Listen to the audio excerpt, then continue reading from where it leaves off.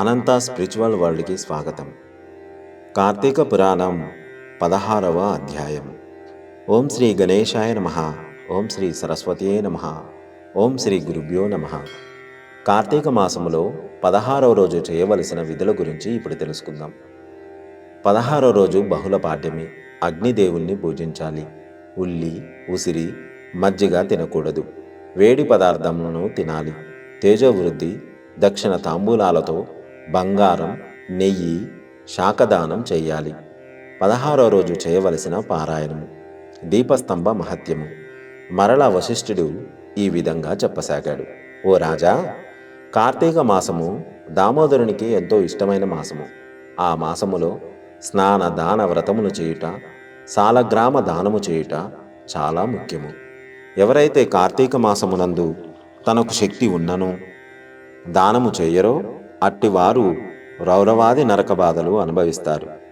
ఈ నెల రోజు తాంబూలమును ఏ ఒక్కరోజు మరవకుండా తులసికోట వద్ద గాని భగవంతుని వద్ద గాని ఉంచి దీపారాధన చేసినచో సమస్త పాపములు నశించుటయే గాక వైకుంఠ ప్రాప్తి కలుగును. కార్తీక శుద్ధ పౌర్ణమి రోజున నదిలో స్నానము చేసి భగవంతుని సన్నిధిలో దీపం వెలిగిస్తే పుత్ర సంతానము కలుగుతుంది. సంతానవంతులు చేసినచో సంతాన నష్టము లేకుండా పుట్టిన బిడ్డలు చిరంజీవులై ఉంటారు. ఈ మాసములో ధ్వజస్తంభమునందు ఆకాశ దీపమును వెలిగించిన వారు వైకుంఠములో భోగభాగ్యములు అనుభవింతురు. కార్తీక మాసము అంతయు ఆకాశ దీపముతో పాటు స్తంభ దీపానికి నమస్కరించిన స్త్రీ పురుషులకు సకల ఐశ్వర్యములు కలిగి వారి జీవితము ఆనందదాయకముగా ఉండును. దీపము పెట్టడానికి శక్తి ఉండి కూడా దీపం పెట్టని వారును, లేక దీపం పెట్టువారిని పరిహాసము చేయువారు చుంచు జన్మము ఎత్తుదురు. ఇందుకొక కథ చెప్పెదను వినుము. దీపస్తంభము బ్రాహ్మణుడుగా మారుట. మతంగ మహాముని యొక్క ఆశ్రమములో ఒక విష్ణు మందిరం ఉన్నది. అందులో ఆయన నిత్యము పూజలు చేసేవాడు. కార్తీక మాసములో ఆ ఆశ్రమము చుట్టుపక్కల ఉన్న మునులు కూడా వచ్చి పూజలు చేసేవారు. వారు ప్రతిరోజు ఆలయ ద్వారాలపై దీపములు వెలిగించి ఎంతో భక్తితో శ్రీహరిని పూజించేవారు.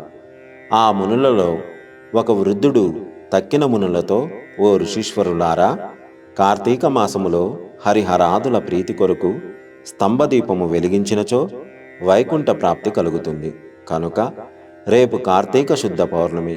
హరిహరాదుల సంతోషం కొరకు ఈ ఆలయానికి ఎదురుగా ఒక స్తంభము పాతి దానిపై దీపము వెలిగిద్దాము. అందువలన మనము అడవికి వెళ్ళి స్తంభము తీసుకొని వద్దాము రండి అనగా అందరూ ఆనందముతో అడవికి వెళ్ళి వంకర లేని ఒక చెట్టును మొదలు నరికి దానిని ఆలయంలో స్వామివారికి ఎదురుగా పాతారు. దానిపై శాలిధాన్యము ఉంచి ఆవునేతితో నింపిన పాత్రను దానిపై పెట్టి అందులో ఒత్తివేసి దీపము వెలిగించారు. తర్వాత వారందరూ కూర్చొని పురాణ పఠనము చేయుచుండగా ఫెలఫెలమనే శబ్దము వినిపించి అటు చూడగా వారు పాతిన స్తంభము ముక్కలై పడి దీపము ఆరిపోయినది. ఆ దృశ్యము చూసి వారందరూ ఎంతో ఆశ్చర్యముతో చూసుచుండగా అందులో ఆ స్తంభము నుండి ఒక పురుషుడు ప్రత్యక్షమై వారందరికీ నమస్కరించాడు. వారు అతనిని చూసి, ఓయి, నీవు ఎవరవు? ఈ స్తంభానికి నీకు సంబంధమేమి అని అడిగారు. అంతటా ఆ పురుషుడు, ఓ పుణ్యాత్ములారా, నేను క్రిందటి జన్మలో ఒక బ్రాహ్మణుడను, చాలా ధనవంతుడను కూడా. ధనగర్వంతో కన్నుమిన్ను గానక ఎన్నో అకృత్యాలు చేశాను. చదువు సంధ్య లేక తప్పుదోవ పట్టాను. పెద్దలు, విద్వాంసులు నా వద్దకు వచ్చినప్పుడు వారిని కించపరిచేవాడిని. స్నాన దానాదులు మాని శ్రీహరిని పూజింపక నేను నా పరివారంతో కూర్చుండి ఉన్న సమయమున ఏ బ్రాహ్మణుడైనా వచ్చి నన్ను ఆశ్రయించినప్పుడు అతనిచే నా కాళ్ళు కడిగించి ఆ నీళ్లు నెత్తిమీద వేసుకోమని చెప్పి నానా దుర్భాషలాడి పంపేవాడిని. నేను ఉన్నతాసనముపై కూర్చుండి అతిథులను నేలపై కూర్చుండమని చెప్పేవాడిని.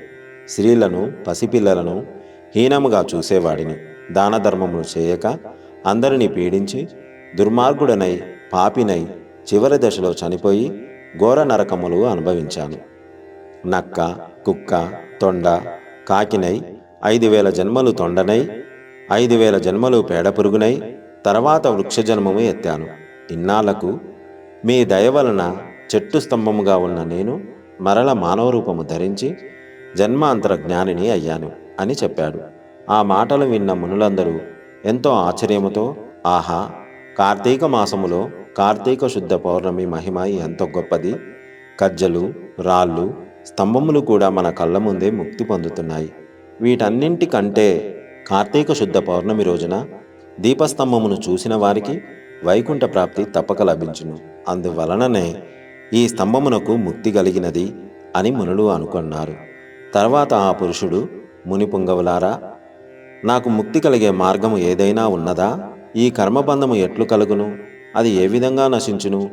అనే నా ఈ సందేహములకు సమాధానము చెప్పవలసినదిగా ప్రార్థించాడు. అక్కడ ఉన్న మునీశ్వరులలో ఒకరు అంగీరస మునితో, స్వామి, మీరే అతని సందేహాలను తీర్చగల సమర్థులు అని కోరారు. స్కాంద పురాణాంతర్గత వశిష్ఠ ప్రోక్త కార్తీక మహత్యమందలి షోడశోధ్యాయము 16వ రోజు పారాయణము పూర్తి అయినది. సర్వే జనా సుఖినో భవంతు. లోకా సమస్త సుఖినో భవంతు. గోవులను సేవించండి, గోవులను రక్షించండి. ప్రకృతిని కాపాడడం మన ధర్మం. దయచేసి ప్రతి ఒక్కరూ ఒక్క మొక్క అయినా నాటండి. ఇలాంటి మరిన్ని వీడియోల కోసం మా అనంత స్పిరిచువల్ వరల్డ్ని సబ్స్క్రైబ్ చేసుకోండి.